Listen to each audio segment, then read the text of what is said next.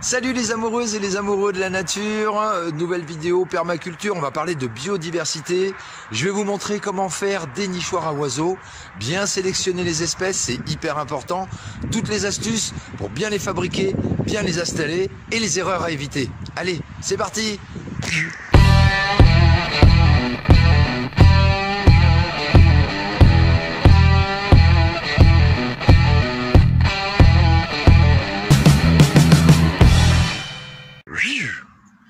C'est à l'automne ou jusqu'au milieu de l'hiver que tu peux fabriquer et installer tes petits nichoirs.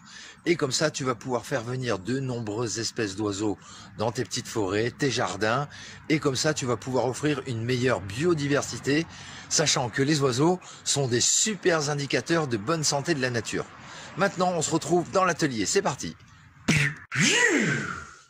Bien qu'elle existe depuis la nuit des temps, depuis la création du monde, la biodiversité est un concept qui est apparu dans les années 1980 et qui désigne l'ensemble des êtres vivants et les écosystèmes dans lesquels ils vivent. Ça désigne également l'interaction que toutes ces espèces ont entre elles et dans leur milieu.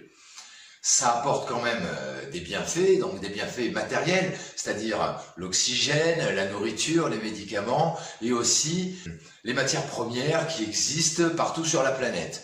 Mais également, ça apporte d'autres bienfaits comme la pollinisation, la fertilisation et l'épuration des sols. Et puis, ça évite aussi les inondations. Hélas, notre biodiversité est menacée par l'artificialisation des sols, la surexploitation de nos ressources, le changement climatique, les pollutions et les espèces invasives. Comme les abeilles, les oiseaux sont indispensables dans nos écosystèmes. C'est eux qui vont nettoyer les jardins, les forêts de tous les insectes ravageurs, que ce soit les ravageurs des écorces, des bois morts ou même des bois vifs. Ils aident aussi à polliniser nos différents espaces et également ils disséminent les différentes graines qu'ils peuvent ingérer. Bien évidemment, il existe des milliers de races d'oiseaux différentes, d'espèces différentes par race et par espèce, il existe des dizaines de variétés différentes de ces mêmes oiseaux. Là, nous allons faire des nichoirs pour les oiseaux cavernicoles, ceux qu'on retrouve le plus souvent dans nos petites forêts, nos jardins ici en France. Ce sont des micro-mammifères ovipares de la famille des paridés, ce qu'on appelle plus communément les passereaux. On va retrouver donc les moineaux, la citelle à torche-peau, le torcol fourmilier et toutes les mésanges, la bleue, la noire, la nonnette, la boréale ou encore à longue queue, la huppée et il y a encore plein d'autres oiseaux qui aiment bien nicher et car ils ont besoin d'une obscurité quasiment totale nuit pour pouvoir faire un nid et après couver leurs petits. Des nichoirs, il en existe des dizaines. Nous, on va faire le plus commun et le plus pratique dans nos espaces urbanisés ou semi-urbanisés, ou même à la campagne. C'est le nichoir boîte aux lettres à balcon et tu peux être quasiment sûr qu'il va être tout de suite habité. Maintenant, eh bien, tu te réfères au petit plan que je t'ai mis. Alors, c'est pas moi qui l'ai fait, mais c'est pas d'aujourd'hui que je potasse les oiseaux. Et c'est vrai que ce modèle-là est suffisamment pas trop petit, mais pas trop grand non plus, pour pouvoir recevoir la plupart des cavernicoles qu'on a dans nos jardins. Pratiquement 1150 cm3 de volume, ça suffit. Le petit balcon, il est hyper important, tout simplement parce que dans nos espaces semi-urbanisés ou urbanisés, il y a des chats, il y a des fouines, il y a même d'autres petits animaux qui arrivent à grimper dans les arbres, d'ailleurs, ils ne grimpent pas dans les arbres, ils grimpent les arbres, et qui risquent d'essayer de passer la patte dans le trou d'envol pour essayer de choper soit les parents ou soit les petits oisillons qui viennent de naître. Et là, le balcon, eh bien, c'est un surplomb. La patte va rentrer mais ne pourra pas descendre jusqu'au fond. Voilà pourquoi on le fait comme ça. Allez, on passe à la construction.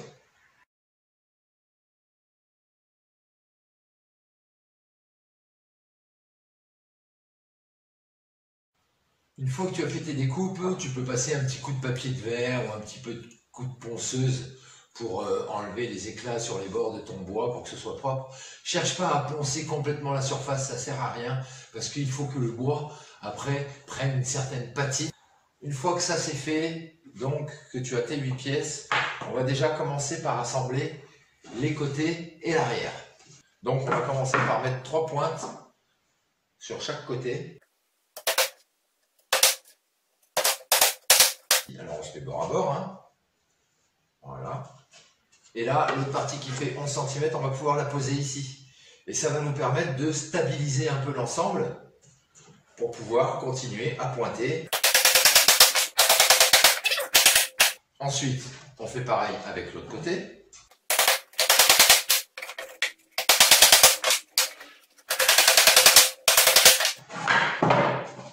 Voilà déjà le début. Ensuite, on va installer le fond. Même principe, on fait glisser la planche du fond entre nos 3 planches, les 2 de côté et celle de l'arrière.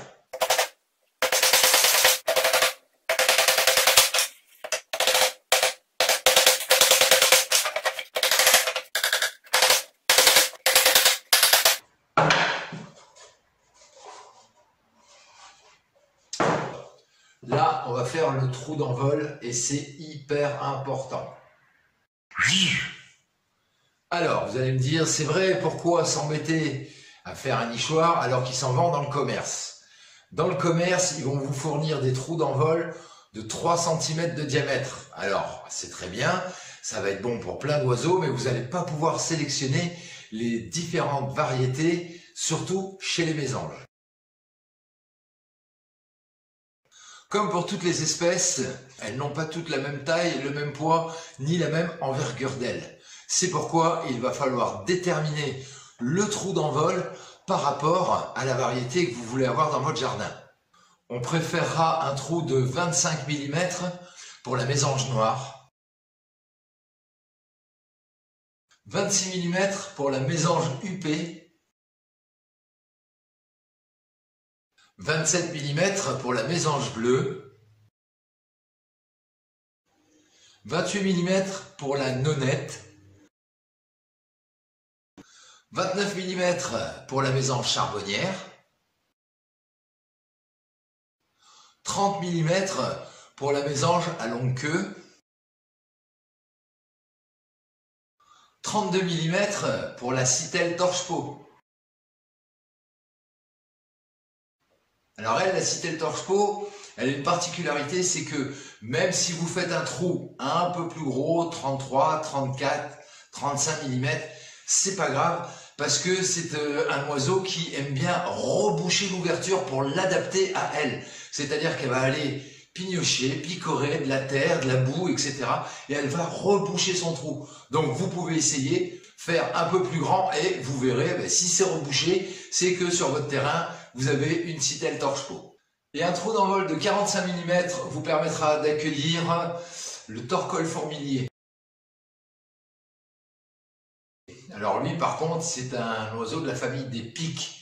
Contrairement aux pics rouges, aux pics verts, celui-ci ne perce pas les arbres pour faire son nichoir parce qu'il a un bec trop court. Donc il aurait la tête à force qui taperait contre le tronc de l'arbre. C'est pour ça qu'il utilise des trous naturels ou déjà faits par d'autres oiseaux, ou alors vos petits nichoirs déjà préconçus.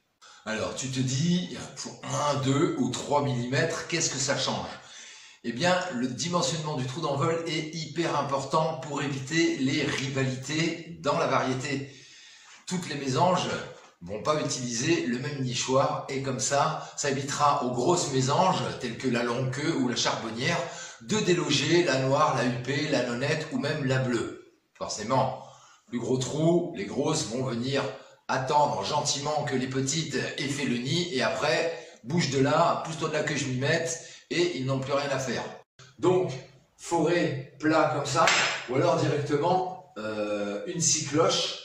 Ou alors encore, tu as un autre système, tu fais tes 2 diagonales, ça va être le point des 2 diagonales, ça va être là le centre de ton trou, et puis tu traces tes 26 mm dans un sens sur au moins 4 voire 8 points cardinaux, et puis après tu fais le tour. Ensuite tu fais un trou à la perceuse, et après avec ta scie sauteuse, eh bien tu viens découper le trou. Alors moi, je sais que par ici, j'en ai pas beaucoup, j'en ai vu qu'une l'année dernière. Les huppés. Donc pour la mésange huppée, il faut 26 mm.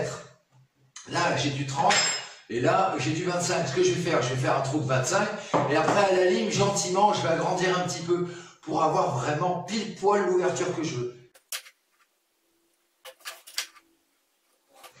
Là, j'ai mon centre. Alors là, je vais utiliser un autre morceau de bois pour mettre en dessous pour ne pas percer la table. Là, voilà. Hop, un joli petit trou d'envol. Maintenant que j'ai préparé mon trou d'envol, j'ai bien pensé à l'intérieur pour avoir mes 26 mm. Je vais maintenant assembler eh bien, la fin de ma boîte, de mon petit nichoir. Alors, ici, ça va venir comme ça. Hop, dessous. Ça va venir ici dedans. Donc, on va déjà commencer par pointer le trou d'envol.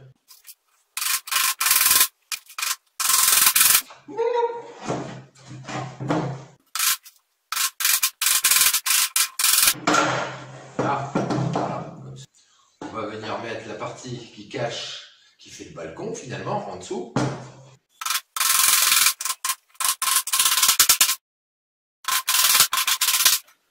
Impeccable. Il va nous rester plus qu'à mettre notre face avant.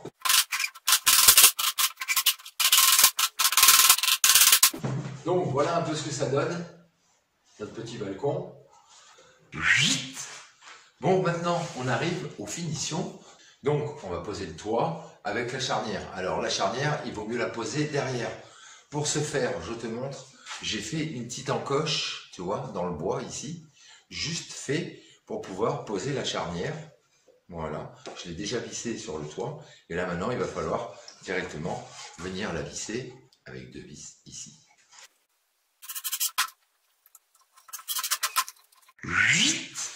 Maintenant, on va venir verrouiller notre couvercle. Donc, ce qu'on va faire ici sur le côté, eh bien, on va mettre des petits anneaux à visser comme ça, là. Voilà, tu vois, ce genre de petit anneau avec une vis au bout. Et on va en mettre un ici, un en dessous, et pareil de l'autre côté. C'est parti. Alors là, ce que je vais faire une petite empreinte avec une pointe pour chaque panneau. Je fais pareil de l'autre côté tout de suite, parce qu'une fois que je vais avoir mis mes petits crochets, eh bien, ça va être plus embêtant.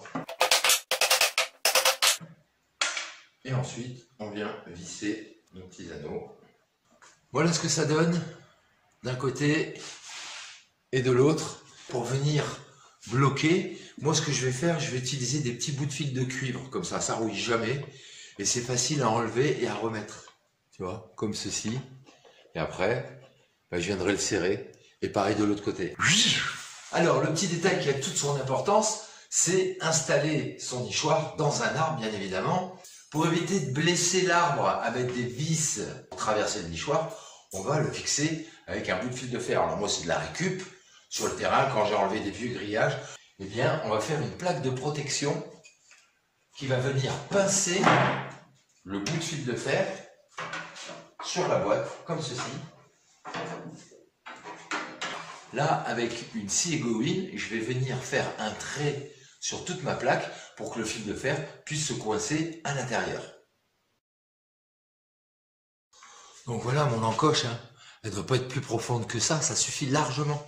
Maintenant, on va entre guillemets plier notre fil de fer en 2 parties relativement égales. Et je vais venir visser cette plaque directement dans mon nichoir à l'arrière. Là, je peux constater que les vis, elles dépassent à l'intérieur. Tu vois, il y en a une qui dépasse ici, etc. Là, j'ai fait comme ça pour l'instant, parce que maintenant, je vais reprendre des vis. Et par contre, là, je vais visser de l'intérieur sur ma plaque de bois. Et comme ça, après, ces vis-là, je vais les enlever et ça risquera pas de blesser ni les parents, ni la nichée. Voilà ce que donne mon petit nichoir. Impeccable, avec la petite charnière pour pouvoir le nettoyer.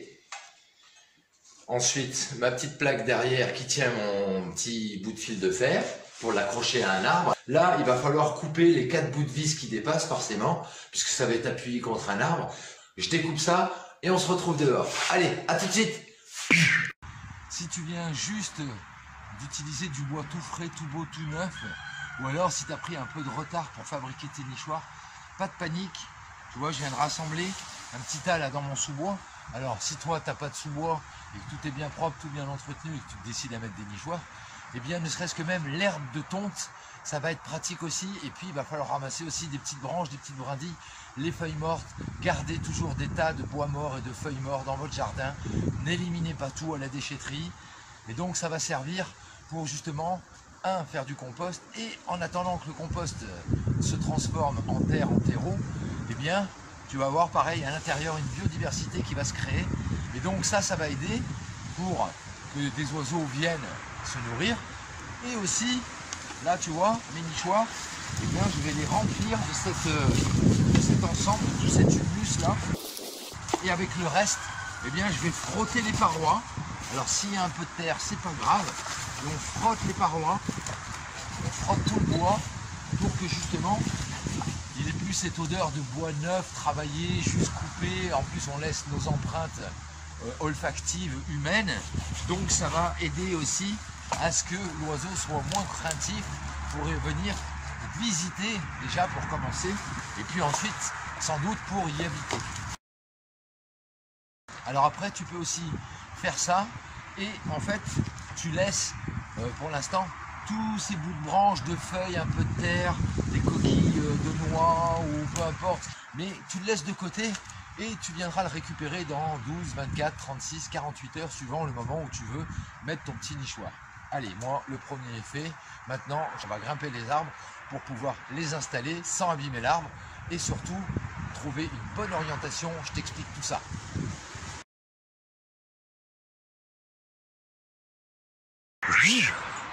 Bon, bah, tu m'as vu grimper l'arbre, et oui, j'ai enlevé une espèce invasive, le lierre. Débarrassez-vous de ça, ça étouffe vos arbres, et des beaux gros arbres comme ça, qui ont plus de 80 ans, ça serait dommage de les empêcher de vivre. Et en plus, ils vont abriter nos petits oiseaux. Pour poser vos nichoirs, il y a quelques règles à respecter indispensables.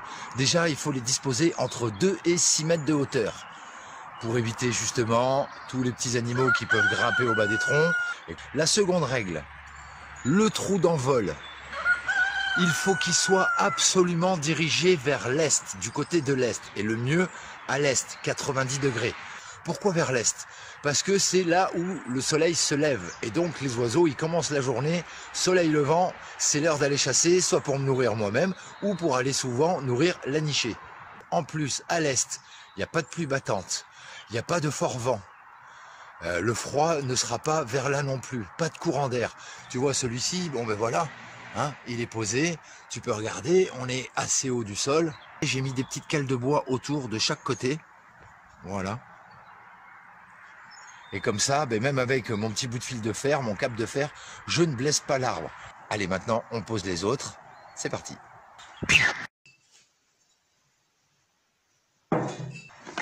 Ton petit pot, comme sur tous tes nichoirs déjà, tu vois, en dessous, eh bien, je mets la variété de l'espèce. Donc là, ça sera pour la mésange noire. Petit détail sur la mésange noire, inutile de monter le nichoir jusqu'à 3, 4, 5 mètres. Entre 1,60 m et 3 mètres, ça suffit largement. Pour le pot de fleurs, j'ai ouvert mon trou au diamètre pour la mésange noire, 25 mm.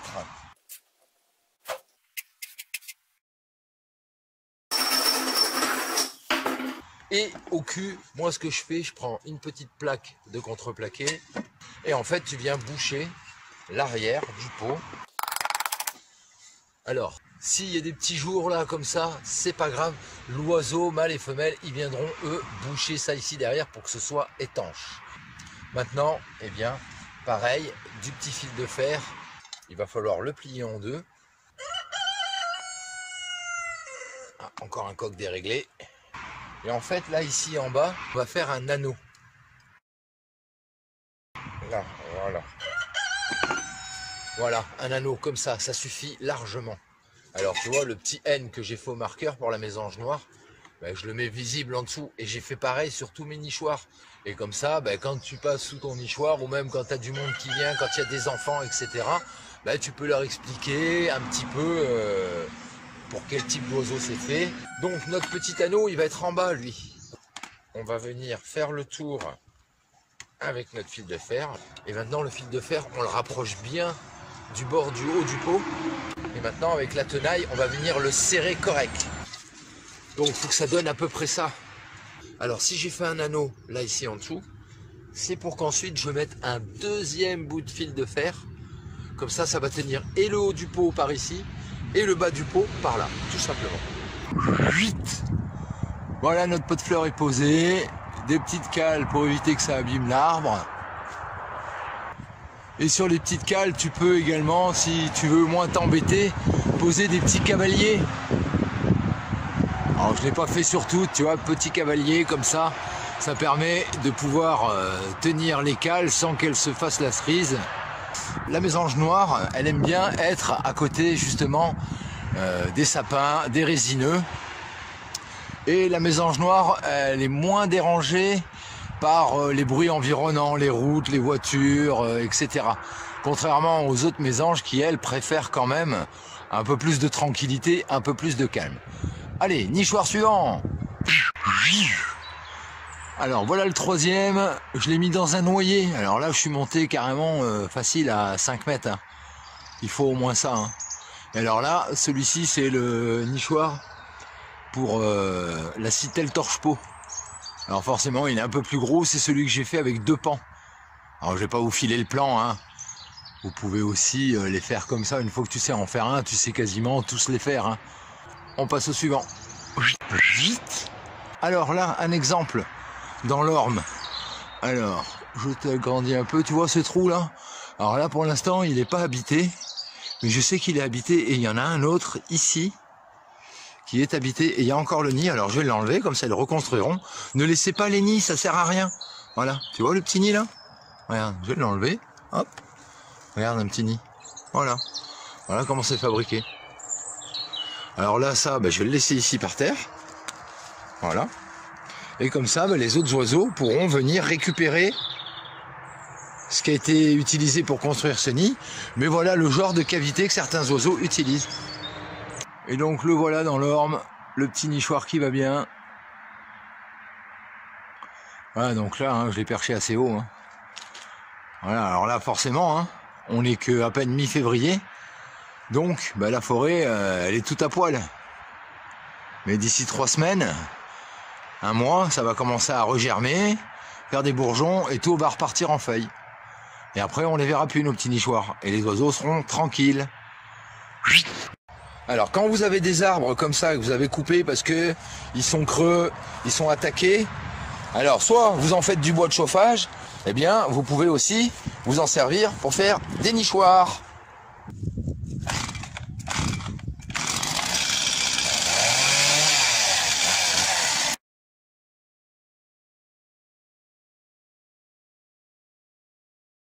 Alors tous les petits copeaux de tronçonnage comme ça là, eh bien ça c'est génial, tu laisses sécher, alors ça peut aider à démarrer la cheminée, etc.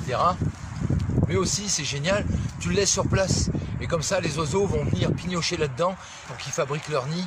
Là pour eux il y a que de la matière première, c'est naturel et ça sera nickel chrome pour eux. Là voilà, je l'ai bien évidé, comme ça on est tranquille. Là un oiseau peut rentrer facile et venir y faire sa nichée. Puis j'ai fait le trou ici devant. Alors même principe que pour les autres nichoirs, je les remplis de terre, de feuilles, de branches, de tout ce qui traîne sur le sol. Puis j'ai creusé un peu pour avoir de l'humidité, pour que ça imprègne bien l'odeur du terrain dans le nichoir, pour enlever les odeurs d'huile et d'essence de tronçonneuse. C'est toujours mieux. 8. Bon voilà, mon dernier nichoir est terminé. Tu vois, nichoir tronc d'arbre, j'ai mis le couvercle. Pareil, derrière, petite charnière qui va bien pour pouvoir le fixer. Et puis ma petite plaque de bois, voilà, pour accrocher directement à l'arbre. Et en dessous, eh bien, il faut directement, pareil, mettre une petite plaque de contreplaqué. Et tu vois, elle est un peu plus petite que le diamètre du tronc, comme ça, l'eau ne pourra pas s'écouler dessus. Allez, on se retrouve là-haut et je vais vous parler aussi de toutes les erreurs qu'il ne faut surtout pas faire quand vous posez des nichoirs. Allez, c'est parti, à là-haut.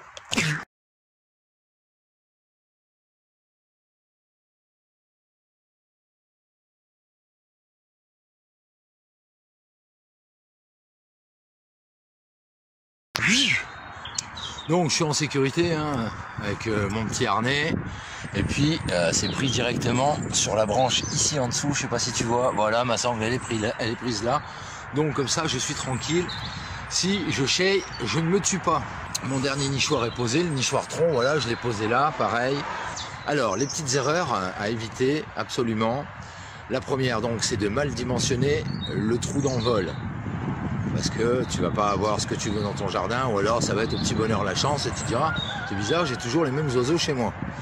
Ensuite, sur le nichoir, ça sert à rien de mettre un perchoir, là. Vous savez, la petite tige de bois ou la petite lamelle de bois. Les oiseaux ont des griffes pour s'accrocher, on les voit à l'envers dans les arbres. Troisième chose à éviter, ne cherchez pas à vouloir absolument voir ce qu'il y a dans le nichoir, s'il est habité ou pas. Vaut mieux visser 2 palettes entre elles à angle droit, la poser sur le jardin, vous faire comme une petite tonne façon imitation chasseur, et pour pouvoir regarder si justement vous voyez des oiseaux rentrer et sortir du nichoir. Vous allez commencer à les voir un petit peu faire fin février, mars, début mars, et à partir de mars, ils commencent à s'accoupler. Et là, vous allez voir après, de mi-avril à mi-mai, même des fois jusqu'à fin juin, vous allez voir le mâle et la femelle sortir sans arrêt 40 à 50 fois par heure pour aller chercher de la bectance pour les oisillons. Donc observez, ça sert à rien la nichoir à la con avec les caméras par-dessus, clé USB pour avoir... Ah oh, c'est génial, c'est bien, ça fait des millions de vues. Mais les vraies vues, c'est celles de vos yeux en face de vos yeux vus. Voilà, et là vous allez pouvoir observer un petit peu comment ça se passe. Bon ben là, faut leur foutre la paix. Moi je pense que c'est le mieux. Et surtout, c'est que si vous vous pointez au mauvais moment et que la nichée a déjà éclos, eh ben les parents vont dégager et ils vont plus jamais s'occuper des petits. Et après c'est à toi d'aller chercher plein d'insectes, grimper dans le nichoir à chaque fois, tous les jours. Et c'est pas une fois de temps en temps. Ou alors il va falloir que tu descendes tout le monde, que pendant 15 à 20 minutes par jour tu les mettes sous lampe, et après il faut les mettre sous lampe toute la nuit pendant la couvée ou après l'éclosion. Donc amuse-toi bien. Et puis après il faut leur filer des insectes, et quasiment toujours vivants. Donc bon courage. Après faites comme vous voulez. Moi c'est un conseil que je vous donne, hein, toujours. Moi je leur fous la paix, je leur mets ça, c'est justement pour qu'ils soient tranquilles. Ensuite, autre erreur à ne pas faire, le nourrissage. L'hiver, tu peux donner un peu de choses à nourrir pour les oiseaux parce que il y a moins de biodiversité. C'est pour ça que je vous dis qu'il faut laisser des tas de bois morts, il faut laisser quand même un petit peu de lierre partir, faire des petites graines. Les houx, les gui, les buis sont très bien parce que c'est des petits fruits qui sont là aussi, présents en hiver. Après, quand il faut en éliminer un peu, il faut en éliminer. Dans les arbres, ça sert à rien de laisser mourir les arbres. Mais un peu de lierre, parce qu'il y a des fruits que les mésanges aiment bien. Ensuite, quoi, le nourrissage, c'est pareil. Ne donnez pas de boules de graisse. Ça, c'est si tu veux tuer les oiseaux, c'est le meilleur moyen. Boule de graisse, surtout celle du commerce, là, les premiers prix, là, ah, c'est génial, je vais donner à manger aux oiseaux. Non, tu vas leur donner la mort. Hein, l'homme, c'est pareil. Trop de graisse tue. Et pour les oiseaux, c'est encore pire, parce qu'ils sont tout petits. Hein. Je te dis, 12 à 14 cm de longueur, une vingtaine de grammes. Donc forcément que si tu as envie de les tuer, boucher leurs artères et de les faire crever, donne-leur des boules de graisse. Et si ça les a pas fait crever, eh bien ça va rendre les femelles infertiles. La fécondité sera mauvaise, elles auront beaucoup moins d'œufs, sachant que chez les mésanges, ça peut être de 2 à 6, maintenant c'est 6, ça peut être 8, 10, 12 œufs si tu as vraiment de la chance et que tu as un gros nichoir. Donc, mais en général, c'est de 2 à 6 œufs par couvée, sachant qu'elles vont pondre un œuf par jour, un œuf un jour de ponte. Donc imagine la galère. Donc évitez de donner les boules de graisse. On préférera donner des graines. Alors graines de tournesol, elles aiment beaucoup, graines de lin, quoi d'autre encore, graines d'orge, voilà. Ne donnez surtout pas de riz et de pain aux oiseaux. Ça c'est pareil, si vous voulez les faire gonfler et leur faire des occlusions intestinales, c'est pareil, hein, c'est tout minuscule. Hein. Et là après, pas la peine d'emmener l'oiseau chez le véto, hein. Il pourra rien faire. Hein. Tellement c'est petit. N'hésitez pas, vous pouvez mettre des petits morceaux de pommes, mais pas les pépins ni la poire. Vous pouvez en mettre aussi, mais pas les pépins de pommes, pas les pépins de poire, parce que dedans c'est légèrement cyanuré, faut le savoir. Et le peu de quantité qu'il peut y avoir, vous allez voir, ben mince putain, vous allez retrouver au pied des mangeoires ou pas loin sur votre terrain, vous allez retrouver des oiseaux tombés au sol, morts, vous allez vous demander pourquoi. Alors bien sûr que vous pouvez aussi multiplier le nombre de nichoirs sur vos terrains. Sachant qu'il y a quand même des distances à respecter pour les mêmes variétés dans les espèces. Alors chez la mésange, il faut espacer les nichoirs de 10 à 15 mètres. Chez la citelle torche-peau, ça va être entre 30 et 40 mètres. Et chez le torcol fourmilier, ça va être entre 60 et 80 mètres. Donc attention, ne les mettez pas trop près les uns des autres. Alors par contre, sur une distance comme moi ici, tu vois là, un peu dans cette mini-forêt, voilà, eh bien j'ai mis un nichoir pour un torcol fourmilier, pour une citelle torche-peau et pour une mésange, voilà. Voilà les amoureux de la nature, merci beaucoup d'avoir suivi cette vidéo. Vous n'avez plus aucun secret pour pouvoir vous-même faire vos petits nichoirs, les installer et surtout les erreurs à éviter. Comme d'habitude, laissez des petits pouces en l'air, abonnez-vous, hein, je vous refais pas toute la musique. Si tu as des choses intéressantes à dire sur cette vidéo, n'hésite pas, laisse un petit commentaire. Et comme je vous le dis toujours, soyez inventifs, créatifs et ingénieux, surtout restez-le et prenez bien votre temps pour tout le temps faire de votre mieux. Du super bon boulot et je vous dis à bientôt pour une nouvelle vidéo de permaculture biodiversité. Salut les builders!